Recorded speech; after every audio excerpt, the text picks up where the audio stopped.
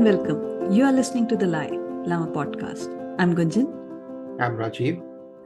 And my today's story is I was in the US, and generally parents, they go to pick up the kids because school did not provide the school bus. A mom came. My son was maybe in kindergarten, first grade, I don't remember. Mom came and she asked the teacher, so was my son good today? And teacher gave this very insightful answer. He made good choices. Oh, nice. Which was very heart touching. And here's my question to you, Rajiv, is how do choices we make shape our lives and define who we are, even our character? So, yeah, it's a very interesting and deep question. And I think that it is not just the choices we make, but also the choices we refuse to make. And in my opinion, I think the choices we refuse to make when they should be made define us more strongly than the choices that we make. So whether it's about education, whether it is about lifestyle or profession or anything. Yeah, that I like the answer of the teacher. I loved it. And my question, another question pertaining to this is, are we free to make choices or are we influenced by external factors and circumstances? Want to share a little story behind this question. I was reading this book, Wonder, and a kid who was a very nice kid punched a bully. And then it's most of the time nice kids who get into trouble rather than bully kids who get into trouble. Was he really free? And why did it reach to the situation where he had to punch the kid? So are we really free to make those choices, or are they very influential? So you're saying whether the kid retaliated by choice or by reaction? That's tough to say, but yes, he was not fighting for himself. He was fighting for another kid. Oh, okay. So he punched a bully because the bully was bothering some other kid. Yes. So he was standing up for somebody else. Yes. Which I think is, like you said, a good choice. And,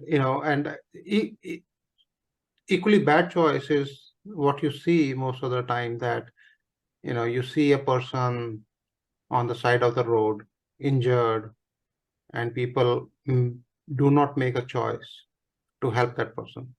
There was, I think this recently, there was this bus accident that turned over and caught fire. And people were driving by and nobody stopped to pull the people out. And everybody got burned to death. That is also a choice that people made. Inhumane. Or another choice that they did not make to help somebody. And I'm sure that that defines their character. That defines their character not just for others, but for themselves also. Because they will remember that they had an opportunity to save a life and they did not. And they will live with that choice for the rest of their life. And I hope they are able to make choices when it comes. No, they will not. I hope and I pray that they have that kind of mindset and maturity that even if you're getting late, even if you're missing something, it's important. Everything can wait, but helping someone in this kind of situation can especially be... life and death. I can understand. Yeah, but in life and death. And this is not, this is like the incident happened in India, but I've also personally seen the similar kind of news in the US, where a car turned over and caught fire. Nobody stopped.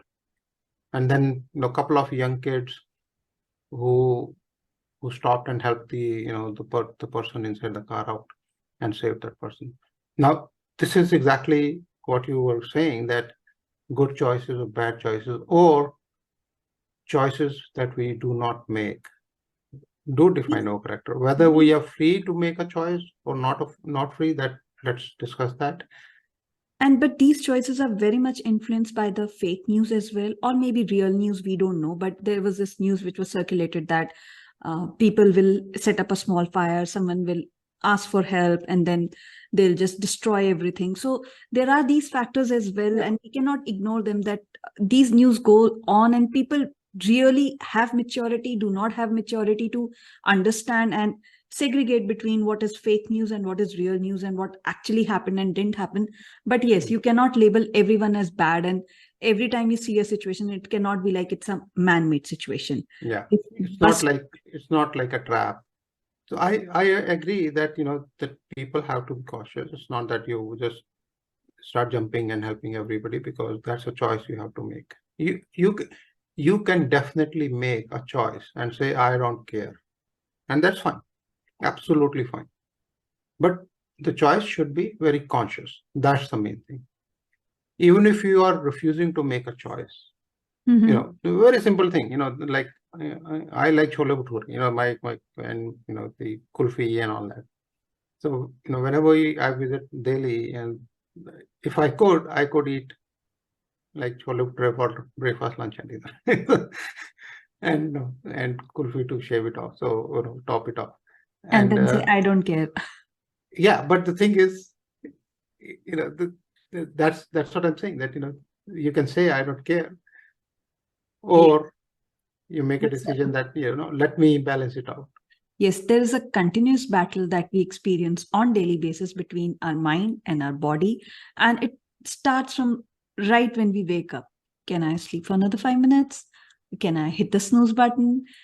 Is it okay if I do exercise in the evening rather than doing it in the morning? And evening, you'll never have time, like never, and you know your routine. We post. No, this is a very interesting. I actually read it somewhere, I think, or maybe I listened to some podcast or something. That this is a very interesting statement that the person made, or whatever I read. The statement was that we always postpone the good things, but we never postpone the bad thing. If we feel angry at somebody, we will never pause and say, okay, let me be angry in the evening. Let me hit the snooze button. Yes. But if I have to exercise, I'll say, well, okay, I'll exercise in the evening. Or if I have to donate to charity, I'll do it at the end of the month. So very, very interesting and very insightful statement that the choices we make versus we refuse to make definitely define us. Who we are and who will become, and how will it shape us as a I think that's the important thing to understand, that the choices we make today or we refuse to make today are going to define what we will be tomorrow. And these are like small choices: to help, not to help, to react, to respond. However, there are some very big choices in life that we have to make. It can be very simple factor because people say it's a no-brainer. Mm-hmm. Make a choice. If you have to make a choice between arts, commerce, and science, make a choice of science, where it will be little easy going for you. However, things do not match. Like, you cannot expect a fish to climb up a tree. You cannot expect every kid to know sciences. Yes, or every kid cannot be artistic. So these are some difficult choices that kids have to make. I think that the difficult choice is not that. The difficult choice is, and actually the statement we should be making to the kids is that either you choose a lifestyle or you choose a profession. Let's say if you know that you want to have a lavish lifestyle, you want to be a high earner, and in today's world, being a techie is, a high paying job, or a doctor or whatever. But if you are passionate about, like you are helping kids and all that, the NGO and all that, they are low paying jobs. Now, either you choose a lifestyle, that means you say, hey, whatever my passion is, that's fine, but I want to have a lifestyle of the rich. Then you go after that. Then you become, science student, or you take up science or whatever highest paying job that you can get. Or you choose, say, well, I will not come. I don't care about if my friends or family members or others, are driving Mercedes and I am driving a Maruti or a Honda, whatever, right? A small car, right? Well, it is very subjective, Rajiv. Yes. High paying, because I remember one monk very nicely explained that how much an engineer can make or how much can a doctor can make. And then he was giving these salary comparisons. And then he came like, how much a least corrupt politician can make. And then he said, you know how much a Baba makes? Yes. One who's an Yes, orange, a guru. Yes. yeah, a Like guru, a Baba makes. you know, the monk who sold the Ferrari, right? The question is, Yes. why did the monk have a Ferrari in the first place? So, What? that, So yes. yes, studying and getting a life and getting a job and getting married and all. Yes, it's good to have, but So the question I think comes back to is, do you really think we have a choice, or are our choices are influenced by other choices? our choices are influenced by other choices, or do we have a choice? It just depends from an individual to individual. Again, how mentally strong you are. If you can stand up for yourself, definitely you can do that. However, if you're always like a people pleaser, if I do not take comparison, yes, you're always comparing yourself to others. If I do not take science, maybe my mom won't like it, my dad won't like it. Oh God, we have a history of all the professors in our house and all the doctors in our house. If I say that I want to go in arts, there will be a good hue and cry. And even when toppers, they come up and say that, I want to take commerce. I want to pursue business. Actually, it is not just about this. I think choices, as you were saying that, I remember, during the time that we were growing up, in the, or, like marriageable time and all that. So we at that time, and I still am, very against all the, the show offs and all that. As long as you enjoy the wedding and the ceremonies and all the other things. I remember, based on the choice that you're saying, taking a choice and not taking a choice. I was very insistent on having an extremely simple marriage. Extremely simple means that even in those days, I told my parents that, hey, you do whatever you want, but my marriage should be, I'm more than happy to do a court marriage and have a very small reception with not more than 100 people, because the families 50 on each side should be confined. And interestingly, both my wife's parents and my parents said, hey, this is it's not just your marriage. Insane. So Yes. so now the question is that, did I have I insisted on few things that I said, no, I'm not going to get married if you are going to insist on some of these things. I hate, blocking roads. And I, very clearly said that, I'm going to, there'll be no this, all the dance drama and all that and blocking the roads. And I want to make sure that within 5 minutes, you are where you need to be. If you want to do something, do it at the last, 100 meters of the entrance of that venue.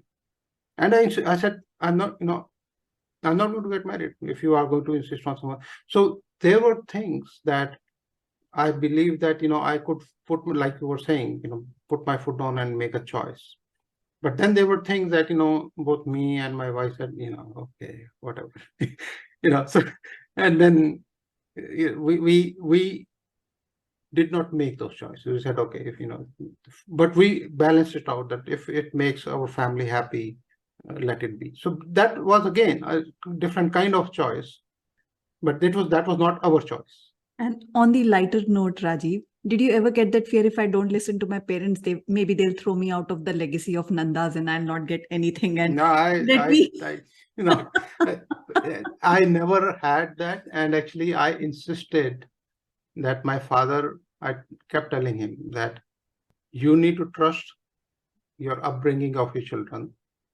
You enjoy your life, and by the time you go, there should be no money left in the bank.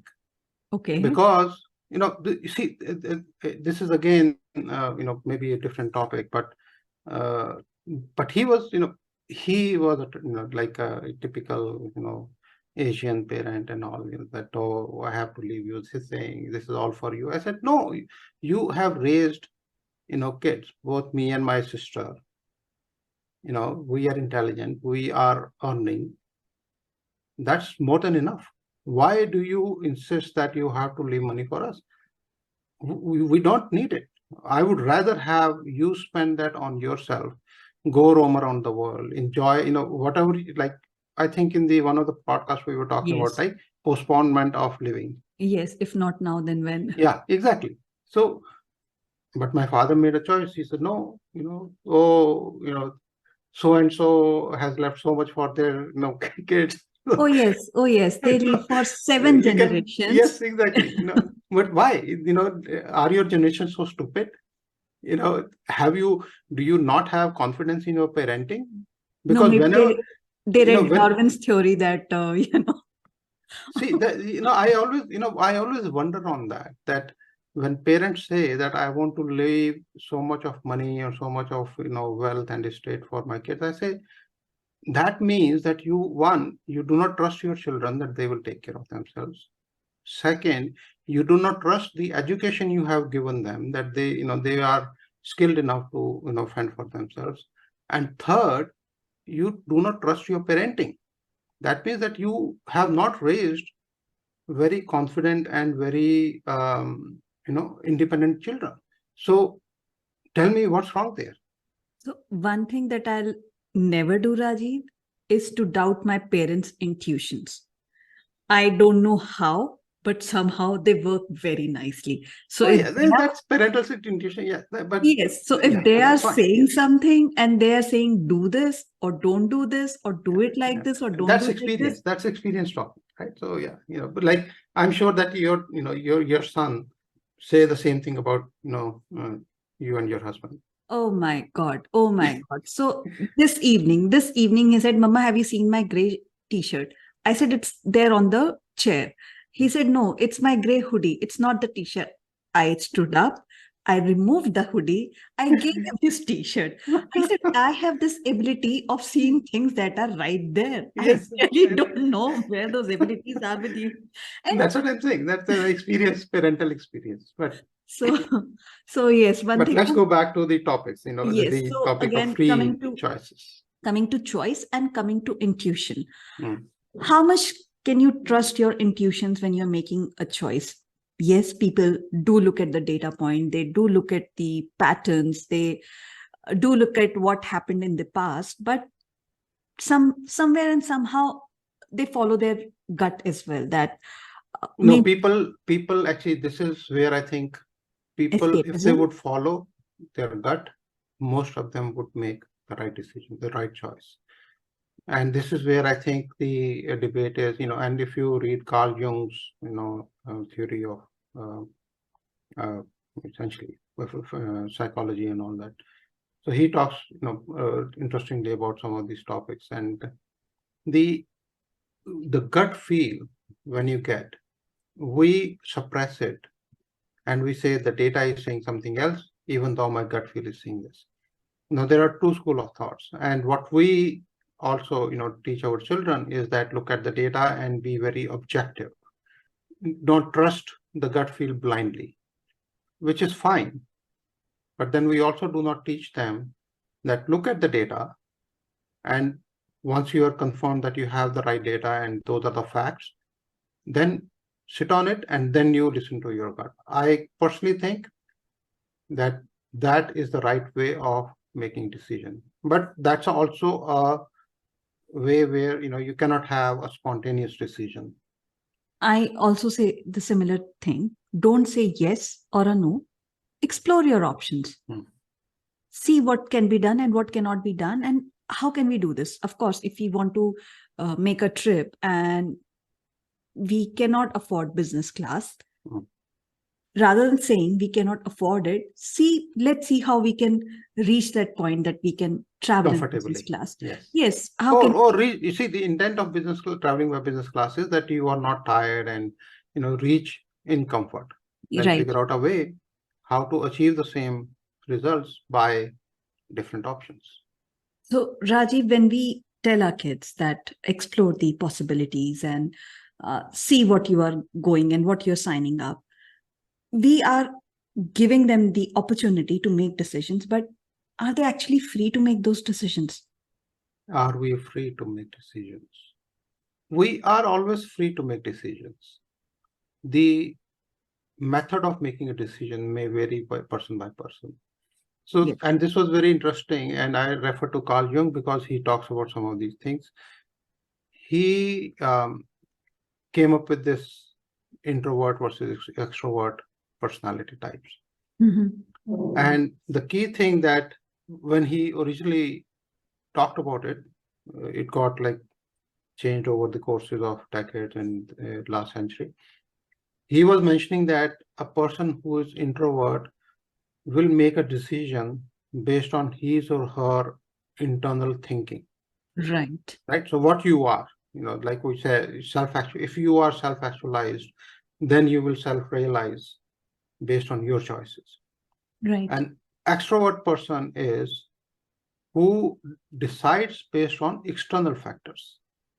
What will others think, or what will be the reaction of XYZ and all that.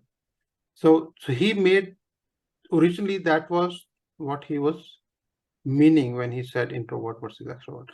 And I think that's still true. When I say that, are we free to make a decision? We are free to make a decision. Now, how we make a decision will vary person by person. For example, there are some cases that I would really not want to piss off, my wife or my kids or my family or my mother or anybody. And I'll say, okay, go with the flow, like we said. Right? Or in some cases, I say, no, this is very important for me. And if I do not take control of this decision, I will regret it. So I go back to, I think what we said in maybe 2-3, episodes ago, that choose the life of least regrets. And that's the way you make a decision. Are you 100% free? No, I don't think so. You will never be 100% free. Why? Because you have defined a lifestyle, you have defined your role, and then there are expectations of that lifestyle or the role. If you have defined that you want a very luxurious lifestyle, then you cannot be an idiot and fight with everybody at the workplace or not sustain a very high paying job. You will have to make compromises or sacrifices there. At the foundational level, you are always free to make a decision. But how you make it, what factors influence you, will vary person by person. Right. And these are very, very small things that, it matters, it doesn't matter.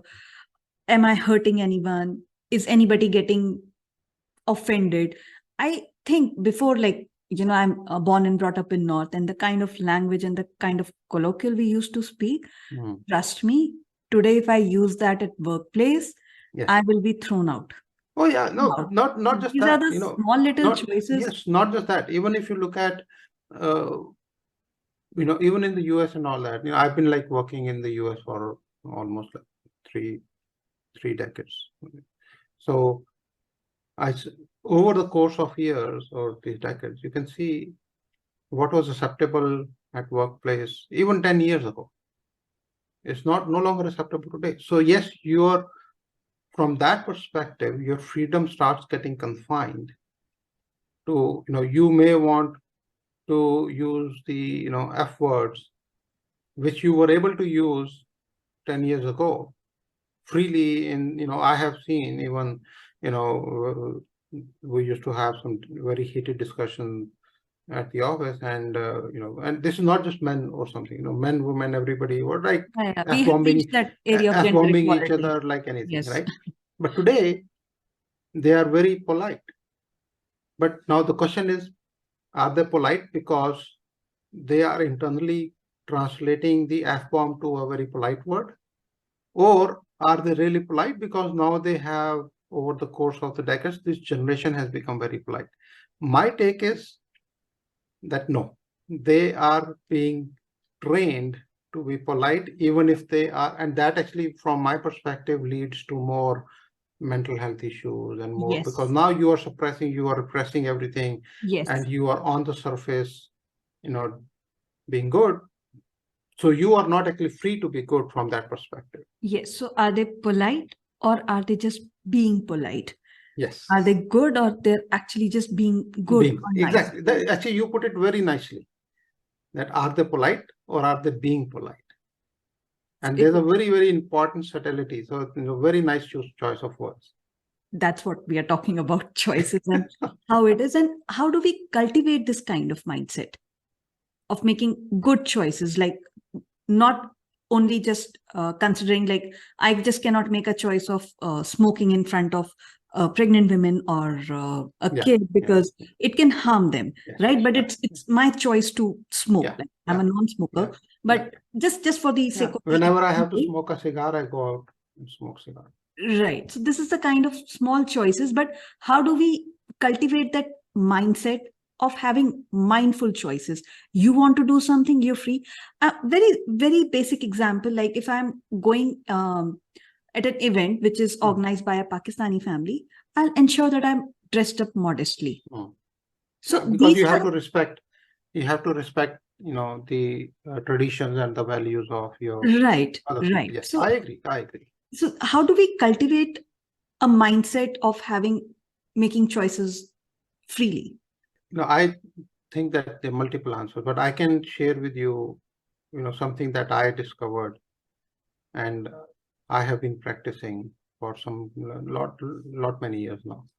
So let's say, if I am in a discussion, and especially at home, when my wife knows how to trigger those nerves, and I get very angry. So rather than being angry, what I say is, you are making me very angry.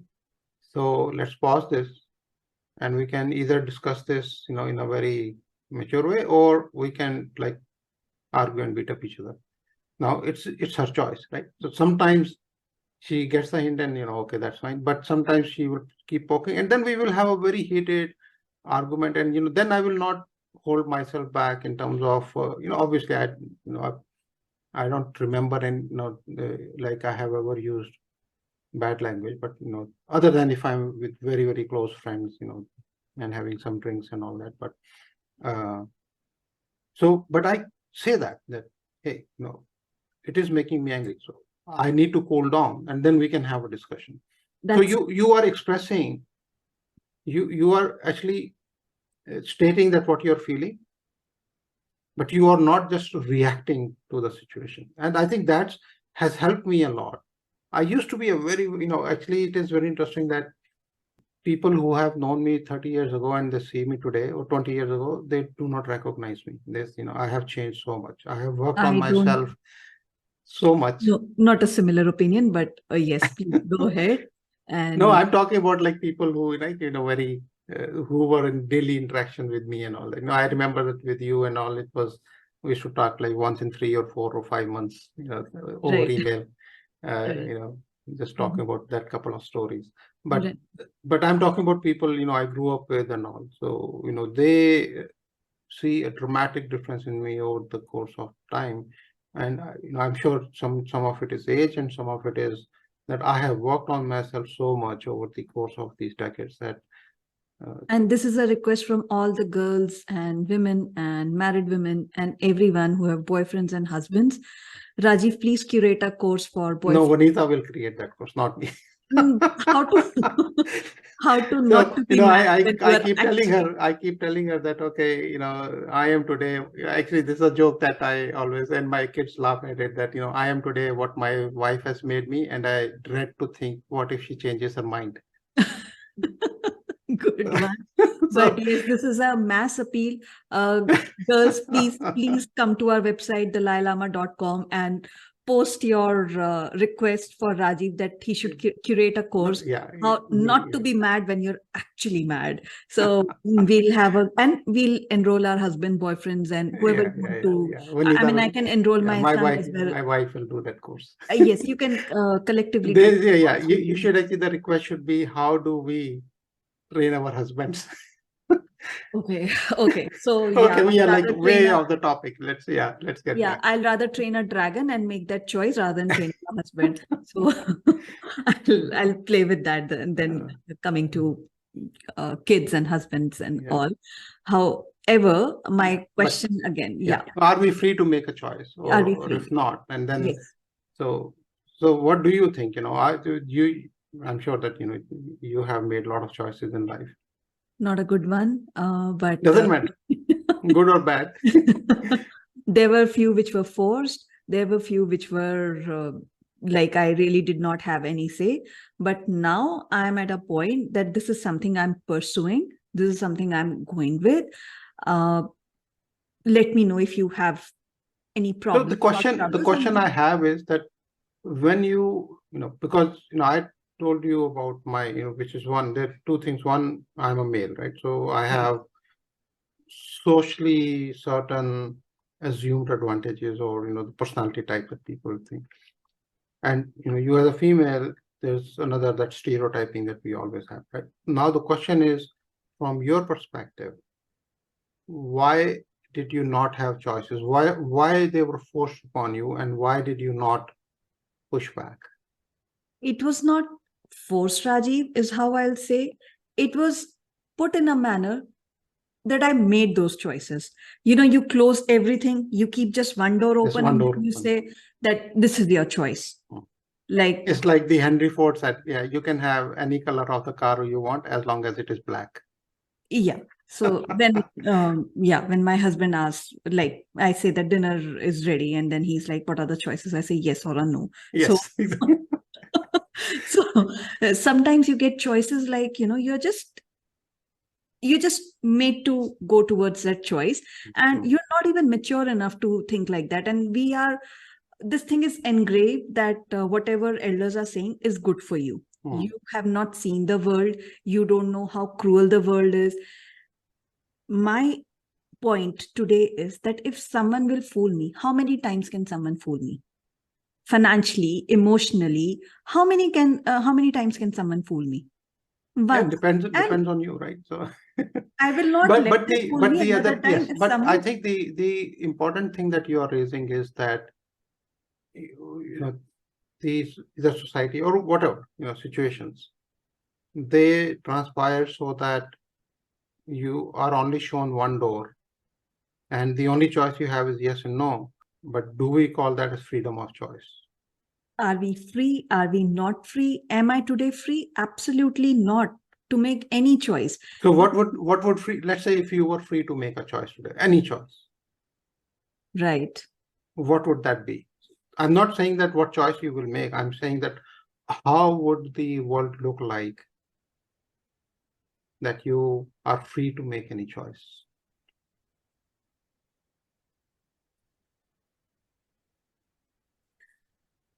So, Rajiv, yeah, this was a long silence, and I understand, and it took me a time to, pause and reflect and say what I wanted to say. Think the right answer. Yes. I'm carrying a monkey on my back, and it's not your husband, right? I would choose. I could not pass on that joke. Yes. So I'm carrying that monkey on my back, and my today's choices are very much confined to the choices that I've made in past. So any choice that I have to make now, which is somehow related to my past, I don't think so. I'm free. I don't know. I have not risked that yet. However, if I have to make a choice where it has to do nothing with my past, nothing like credit score or pay, anything like that, then I think I'm free. However, so let me throw a couple of monkey wrenches there. So essentially what you're saying is bring it on. So what you're saying is that our choices that we make today, which are related to choices we made yesterday or earlier. So our today's choices, if they are related to something, it's a chain of choices, then we are confined. Yes. We cannot say that we are free to make a choice, right? So let's say if you're married, you have kids, and then the choices you have to make within those bounds, that you have to then honor those bounds. Okay, justifiable. Although, I would say that you are still always free to make a choice. But I understand, that, and this is exactly what I was saying, that you have to balance, where sometimes you say, okay, I don't want to piss off my family or make them, hurt them or something, right? And then you're saying that if we make a choice today, that has no baggage, and then you are free to make the choice that you want. Now, my question is that what if the choice that you make today will disrupt something that you were assuming? So let's say that, it's not related to your past, but it will create a new future, and it is a high risk future. So, Rajiv, yes, you have to take a risk. That is one thing. I believe that not taking risk is a bigger risk. And also, I am very scared now of saying anything in extreme. And I used to say this like as a teenager, as a kid, like, ye kaam to main mar ke bhi nahi karungi. Trust me, whole universe would conspire me to do that thing. Yes. And I remember this very distinctly. You are a rebellion teenager, and I was not a teenager. I was in my 20s, and acting like a teenager. Acting like a teenager. And one of the public sector unit, I don't want to name anyone, one of the public sector unit decided to give us a bus. I used to work for an NGO, and we needed a school bus for our kids to bring for commuting kids from one place to another place. And then after some and we got all the approvals and everything, and this person who was supposed to send our file, his hands were like greased. So when person will ask for a file, then only file will go. He doesn't know your file is here. So his hands were greased. We just reached out to the higher authority. We got the approval, and we got the approval for the bus and everything. And I thought, even if I'll die, I'll not come to this man for help. And later on, few weeks later, after certain brainstorming, we calculated that, one bus going around the city, it will increase the travel time for kids, which is not good for them. Rather than asking for one bus, we'll ask for 2 vans. With our costing that it will be extra driver, extra everything is there, insurance, everything, but still we to the conclusion, but that in benefit of kids, we need 2 cars. And my boss, Gunjan, you'll take care of this, right? I was like, yep, go back to the greasy hands. I was swearing to God that I'll not go to this man for help. And then I was like, sir, you had to.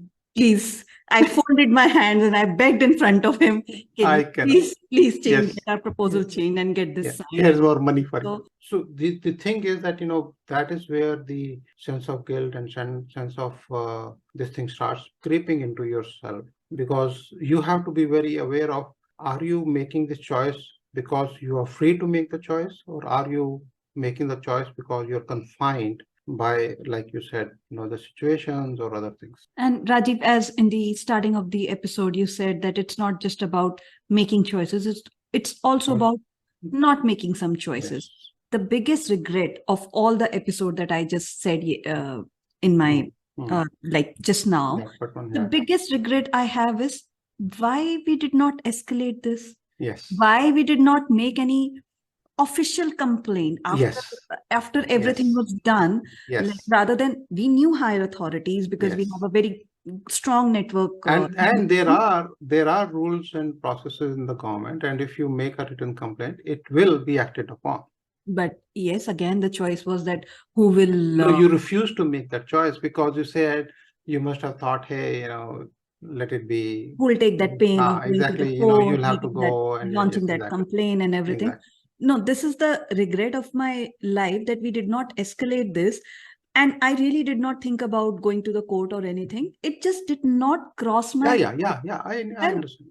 And why I was not that aware at that time is something that I think, and I'm like... Because we are never made aware of that, and this is where I think, I would fault parents in this, because the parents always teach you to take the easiest path out. They do not teach you how to stand up and take the right and do do what is right for you. I remember you saying some beautiful couplets that you've written few years ago. And if actually, it was the blog I wrote called Chingari. I think it was a photograph that I saw, and then that triggered kind of a very short story. And so most, the character is a female. So the couplet I wrote was, "Ek chingari ko ab ye फैसला करना है, शोला बन फिर आग बनेगी या फिर बुझकर राख बनेगी. Very So you always have a choice. Yes. Yes, it is very easy to say as an industry leader that you always have a choice. However, there are a lot of factors that we consider, and I would highly encourage our listeners to come and tell us what their limitations are, what is holding them back. Do log into our website, thelielama.com. Stay tuned. THELIELLAMA.com. Thank you. Thank you.